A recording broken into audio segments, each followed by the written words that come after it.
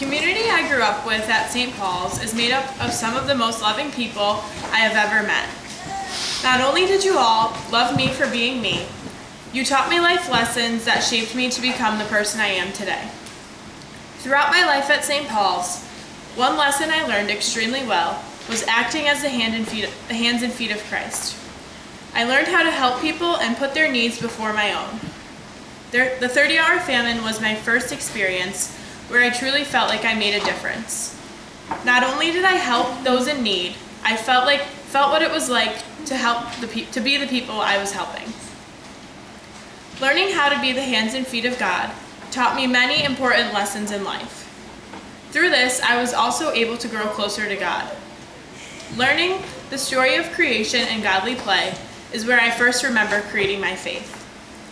This story taught me all about the good and beautiful things that God had created, and to this day, His creations continue to amaze me and make me wonder.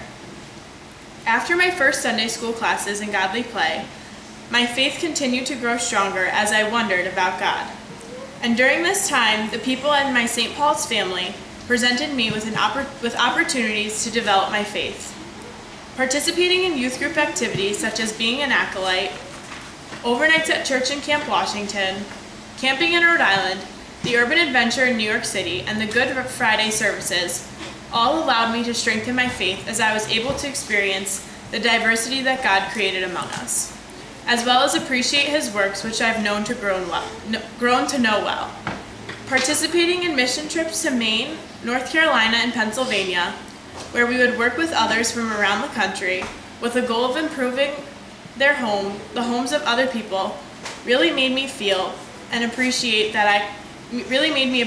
I could make a difference in someone's life. Seeing their joy at the end of the week filled me with a sense of pride that lasted weeks after my return.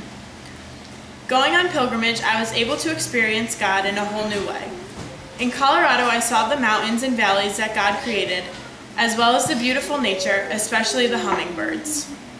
I remember standing at the top of Pikes Peak, being engulfed in the clouds, and thinking, there's no way anyone but God could have created this, because this was one of the most beautiful things I've ever seen. The most important lesson St. Paul's has taught me was how to step outside of my comfort zone. I'm sure you've all heard the quote, "Life begins at the end of your comfort zone." I never truly understood what this meant until I participated in the opportunities St. Paul's offered me. Whether it was feeding the homeless in Bushnell Park during the 30-hour famine or eating Rocky Mountain oysters in Colorado, I experienced life in a whole new and exciting way.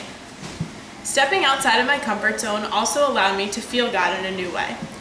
Being outside of my comfort zone, I learned God was in every place. If it wasn't for the community here at St. Paul's, I never would have ventured out of my comfort zone, never felt God the way I did. In a few weeks, I will graduate from high school, and in a few more weeks, I will begin a new chapter of my life at James Madison University in Virginia, and once again be outside of my comfort zone. If it wasn't for St. Paul's, I would begin this chapter of my life nervous and afraid. But because I grew up in such a loving environment, I will know it is okay to be outside of my comfort zone and that God will be here with me.